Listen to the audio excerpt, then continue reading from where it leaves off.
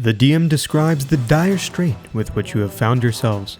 Backs pressed against the wall, there are no options left as the Lich King's army advances on your party. Surely this is the end, but all is not lost. Your fighter friend begins to glow as he grows in size, becoming 15 feet tall. This behemoth begins mowing down the minions and makes his way to the Lich King. With a couple uttered words, a pair of fiery shackles binds the Lich and burns away at his flesh. You've been saved by a Rune Knight.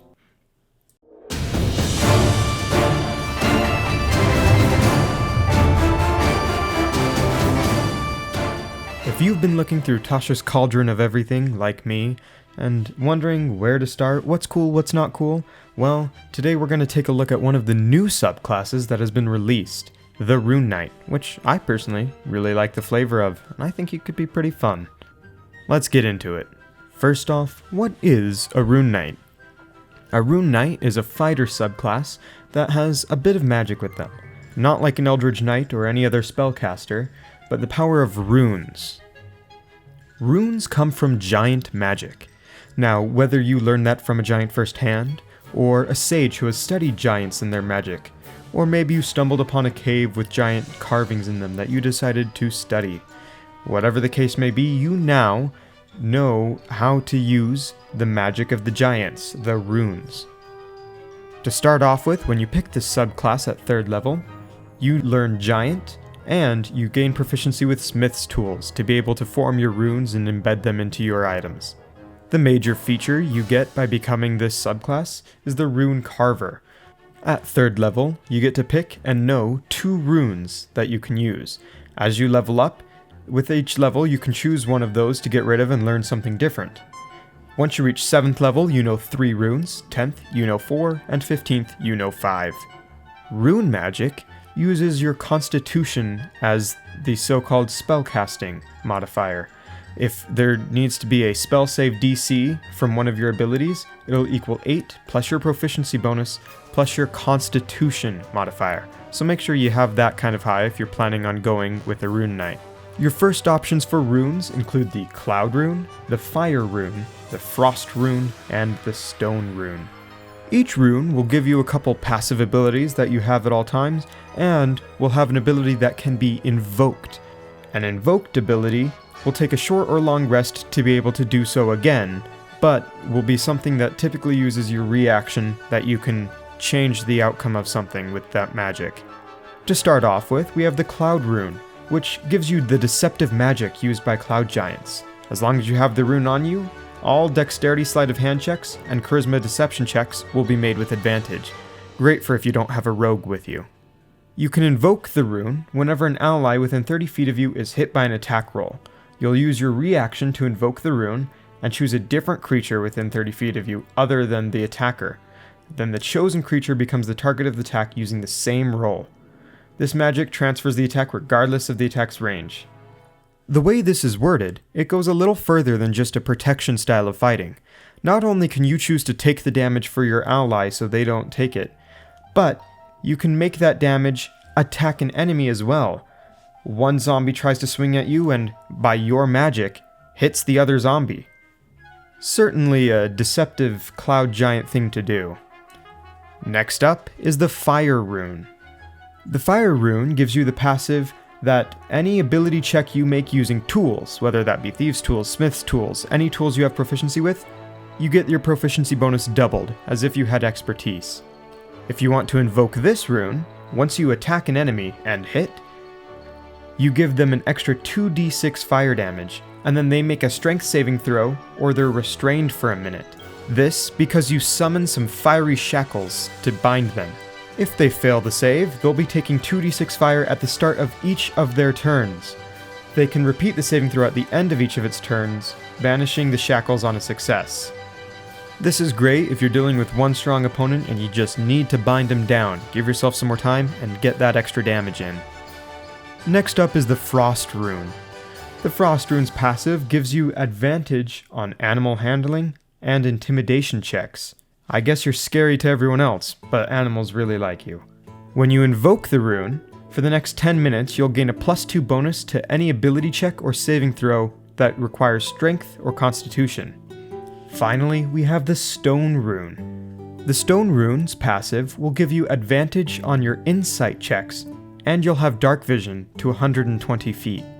The invoked ability of this rune allows you to charm anyone who comes within 30 feet of you using your reaction. If they fail a wisdom saving throw, they are charmed by you for a minute. This type of charm is more than just they see you as a friend though. They'll have a speed of 0 and be incapacitated, being in a dreamy stupor. Just like with the shackles, they get to repeat the saving throw at the end of each of their turns. Once you reach 7th level, you'll unlock 2 other options. The Hill Rune, at 7th level, allows you to have the resilience of a hill giant. Its passive gives you advantage on saving throws against poison, and you have resistance against poison damage. You can invoke the rune and make your barbarian friend jealous by getting resistance to bludgeoning, piercing, and slashing damage for a minute as a reaction. The special thing here is you're not mindlessly angry and can still do some other stuff. Finally, the Storm Rune allows you to glimpse the future. While wearing it, you have advantage on Arcana checks, and you can't be surprised as long as you aren't incapacitated. This rune can be invoked as a bonus action rather than just a reaction. And once you've invoked the rune, for 1 minute, you have a sort of prophetic gaze about you. When you or another creature you see within 60 feet of you makes an attack roll, a saving throw, or an ability check, you can use your reaction to have the roll have disadvantage or advantage, your choice. This concludes the 6 runes that you can end up choosing from as you gain levels. All of them gain their invocation back on a short or a long rest. Finally, the other thing you get at 3rd level when you pick this subclass is the feature called Giant's Might. As a bonus action, you can magically gain some benefits that'll last for a minute. If you are smaller than large, you become large, along with anything you're wearing. But if you're in a space where you can't become large, then your size won't change. You will have advantage on strength ability checks and strength saving throws. And once on each of your turns, one of your attacks with a weapon or an unarmed strike can do an additional 1d6 damage to a target on a hit. You get to use this as many times as your proficiency bonus, and you get all the expended uses back when you finish a long rest, kind of reminiscent of a barbarian's rage. Once you've leveled up quite a few times and you reach 7th level, you get a feature called the Runic Shield. Whenever an ally within 60 feet of you is hit by an attack roll, you can use your reaction to force the attacker to re-roll the d20 and use the new roll. This one, you have as many uses as your proficiency bonus, and you only get them back after a long rest. At 10th level, you get the Great Stature feat. You've been using giant runes so much, they've seeped into your bloodstream, and now you become a little bit part giant. When you gain the feature, you roll 3d4, and your height grows a number of inches equal to that roll. It doesn't seem like much, but it increases your Giant's Might feature damage to 1d8 rather than 1d6 additional damage when you're in your bigger form. At 15th level, you gain the ability to invoke each of your runes twice rather than once between rests. Finally, at 18th level, you become the Runic Juggernaut. Now when you use your Giant's Might feature, the bonus damage is more than just a d6 or a d8, it's a d10. And when you increase your size, you don't have to stop at just large. You can become a huge creature as the bonus action. If you choose to become huge, then your reach increases by 5 feet. All in all, it's a pretty strong subclass, I think, and a fun way to spice up the fighter class, which most people can find a little boring after a few levels. One problem I could see with it is how many things use your reaction. If you also want to be making an opportunity attack when someone leaves your range, you're in a bit of a tough spot during combat. But it's nice to be able to add a little bit of flavor, especially with those passives that give you advantage or a bonus to different ability checks. It can spice up your character and make them have something they're good at besides I hit things with my sword.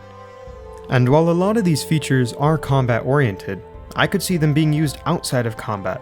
Unlike the Barbarian's Rage, you don't have to keep hitting something to keep it going, and it might be a good way to intimidate a shopkeeper, or just have some fun if you suddenly grow to become a huge creature. All in all, I think it's a pretty cool subclass that I'm probably wanting to try soon. For a recap, you get all the regular fighter features as normal, and at 3rd level, you unlock your runes and your Giant's Might. At 7th, you get to defend your allies a little better, and then at later levels it just improves upon the features that you already got. This has been a subclass breakdown from TASHA'S Cauldron of Everything. If you'd like to see more subclass and ability breakdowns, or other D&D content, be sure to let me know, and subscribe if you found it useful to you. With all that being said, I am Nick from the Sage Scrolls, and I'll see you all in the next video.